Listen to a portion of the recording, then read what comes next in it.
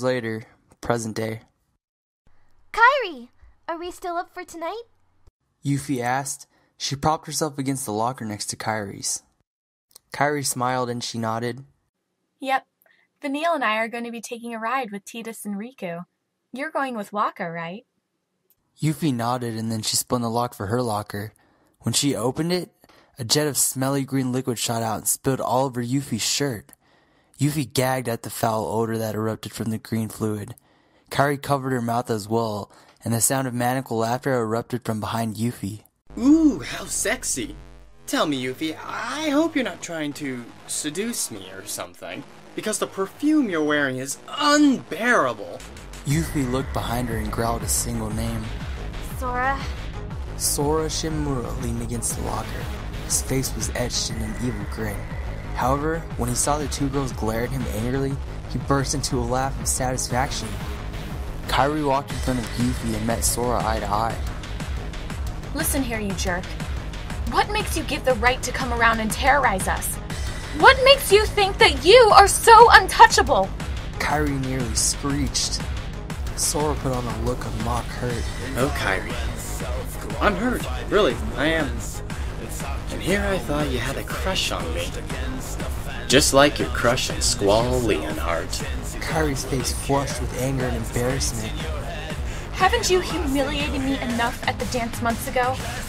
Haven't you had your fun when you told the entire school? Sora mimicked a look of thoughtfulness in which he answered bluntly. I'm gonna have to think about that for a moment. I'm gonna have to say no. I'm just getting started, princess. Hey, why don't you leave them alone? Sora casually looked over his shoulder and sighed. Riku, Wakka, Tidus. I don't plan to. So why don't you make me? Riku glared at Sora, even though he couldn't see it, and she snarled.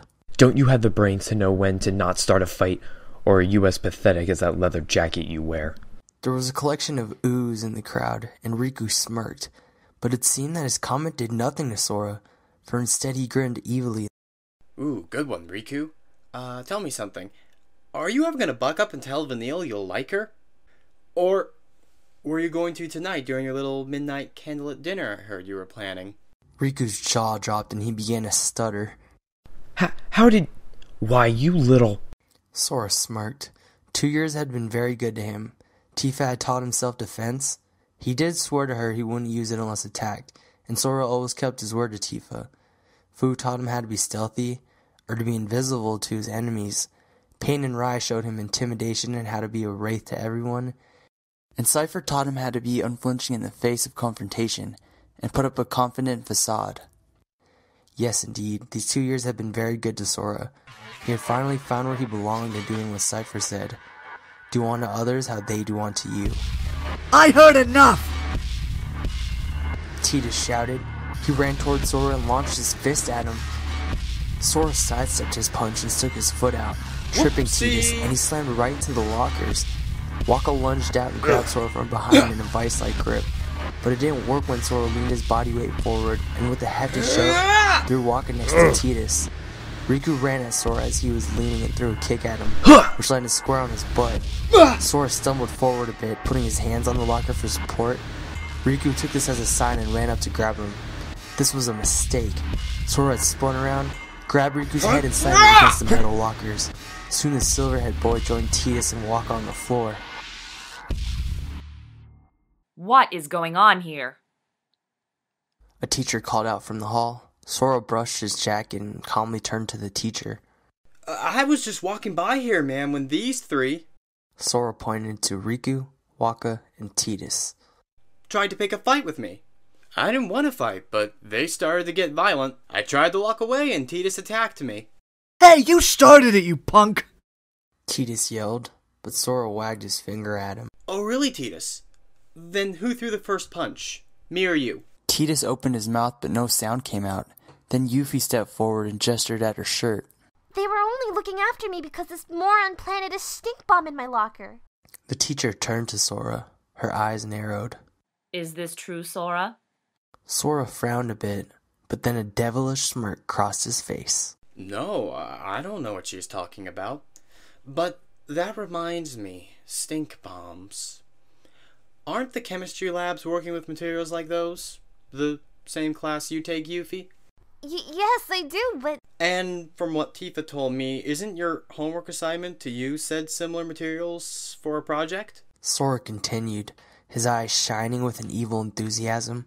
Yes, we do, but that's... Well, the answer is simple. The materials she was supposed to use backfired in her locker, and in result, her shirt was stained. The teacher frowned a bit. There have been reports of some of the materials backfiring on students. The plastic bags holding the liquid are old and quite thin. Hold on. Kairi called out, a sudden grin on her face. I have the materials too, and they are perfectly fine.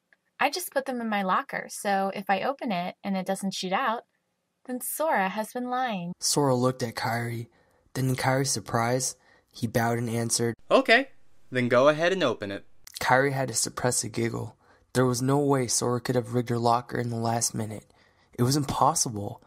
Kairi spun her combo, gave Sora a look of triumph, opened her locker, and was met with a jet of green liquid that splashed on her face. Kairi stood there dumbfounded, not from the awful smell, but at the chance of victory stolen from her. She looked at Sora and back at her locker. How did you... That's impossible! Kairi. I'm afraid you just proved it was possible. Chemicals did backfire, just like Yuffie's did. What? No! You can't get away with this! But Miss Nomura, this was your idea to test with your locker. But he... You can't! Kairi nearly sobbed, which filled Sora with a dark satisfaction. The teacher looked defeated herself. Even no matter how much she suspected him, there was just not enough to get him on. She handed Kairi and Yuffie some towels to wash the fluids off with. The students all went their separate ways and Sora shook his head at her. Kairi turned at Sora. She was dangerously close to crying as she shrieked at him. I hate you, Sora! I hope you go to hell!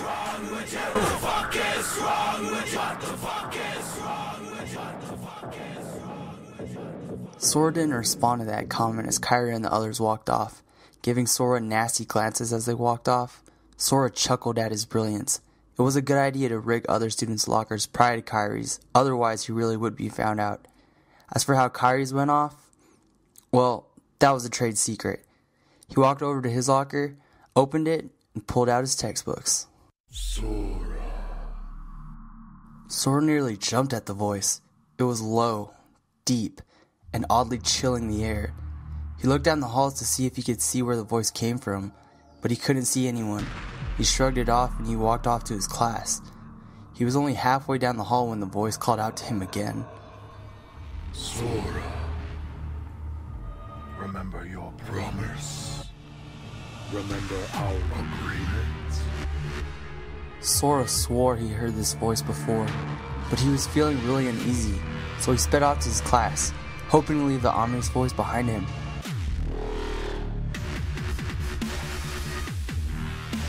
When Sora had sped off to class, he didn't see the man in the shadows. The man who had been watching this little scene with great interest. The man had gray hair that receded to a thin crown on his head. He wore a dark suit that overlapped his shoulders, and he had a cane that had a crystal skull for the handle. I never thought I would have to play my cards so early. However, a situation has occurred. I need a writer. So sorry, Sora, but your time as a free man is up. The man tapped his cane on the floor and he faded away, leaving a bone-chilling aura in the air as he left. While Sora was left with the chills on an unseen man, Tidus, Wakka, and Riku were at the front of the school, nursing injuries as well as pride. Once again, despite their size and age, one guy had defeated them in ways that would crush their spirit. I don't know about you guys, but I'm getting tired of this. How exactly in our time at school does this one guy push us around so easily? I ask that question every damn day after school. Yeah, I mean, what the hell is his problem with us? I mean, what the hell did we ever do to him to get 2 years of this crap? It wasn't so bad last year. Wakka admitted, sounding very defeated. It was small stuff, but now it's been everything from stink bombs, public humiliation. I'm pretty sure he's the one stealing things from my locker too. It's not just you, buddy. Wakka turned to him in surprise and the blonde boy nodded. My stuff is missing too. It's to the point where I just keep everything within my sight and I don't even use my locker anymore. Wakka had opened his mouth to speak when Yuffie had stepped out from the front doors. She looked around for a moment and then she spotted the 3 boys. Hey guys, I've been looking for you. Are you okay? Never mind me. What about Kairi? Yuffie was quiet, and when the normally talkative Yuffie is dead silent, it means that it is indeed as worse as they thought. We should be with her. Wakka said, standing up. Come on, guys. Tidus stood up as well. The 3 of them were about to walk inside when suddenly the very quiet Riku spoke. Some days, when I see him in the hall, I sometimes think about... Riku paused, leaving his sentence hanging in midair. Wakka and Tidus stared at him for a moment when suddenly, it clicked to them what he meant. The 2 boys looked appalled as Yuffie's mouth opened in shock. Don't joke about stuff like that. That stuff gets a lot of people hurt. It won't solve this problem. I know! Riku replied sharply. I'm just frustrated. I'm sorry, guys, you're right. That kind of crap isn't worth it. Wakka and Tidus felt very unsure of the way Riku was talking. If he was starting to get those kind of thoughts, then they knew they were in trouble. Yuffie was rooted in her spot, not sure if she should comfort him or be angry at him for even suggesting what he is suggesting. Riku, things will get better. We just need to... Yeah? When? When are things going to be better? Tomorrow? Next week? How long do we have to endure this? How long do we have to watch him get away? How does Kairi have to... How long should she... Riku broke off and stormed away from the others. Stopping near the second set of entrance doors, he kept his back to them. Yuffie hesitantly moved to him, but before she could get close enough, he decided to walk inside the school instead. He probably needed time to cool off. Do you truly believe things are going to get better? Yuffie turned to Wakka, who was staring at her with a critical expression. Do I believe what? That one day he's just going to stop. Yuffie had opened her mouth to answer, but no sound came from her lips.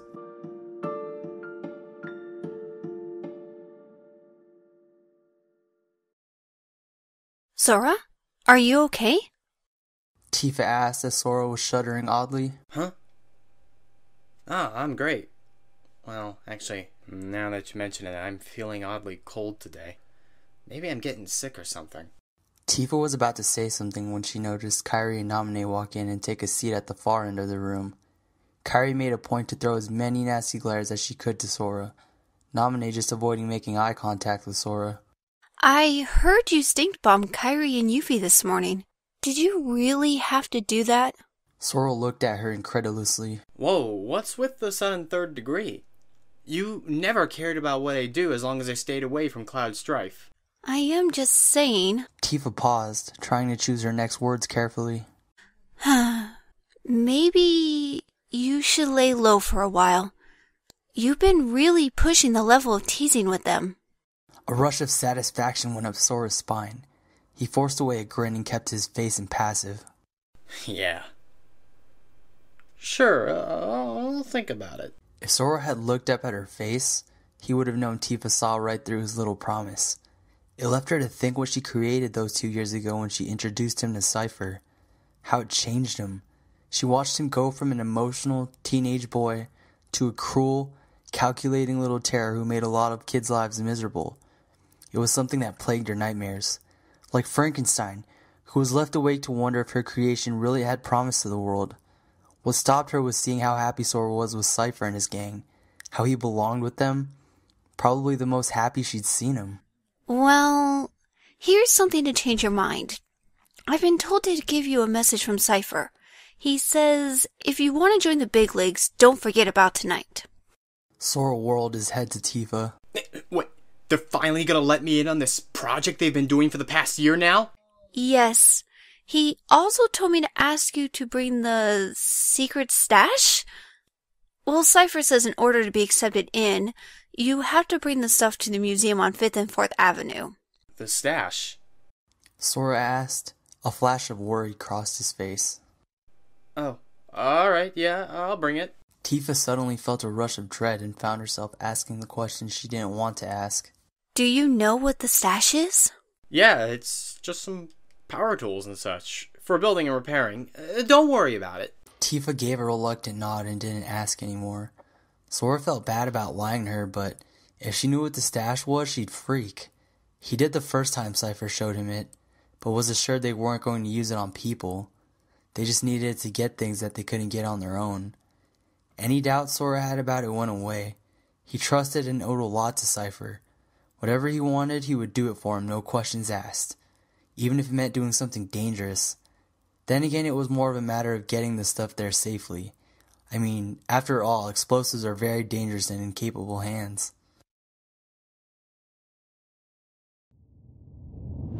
The air was cold and damp, but the figure wasn't trying to focus on the subject as he poured some black powder in a pot of human blood.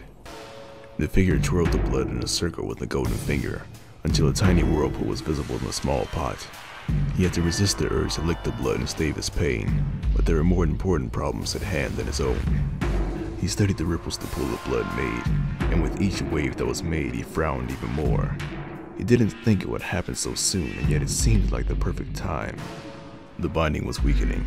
He would be free very soon, and so much evil was afoot in the dark corners of the city. He stood up, holstered his gun, and he waited for the sun to go down.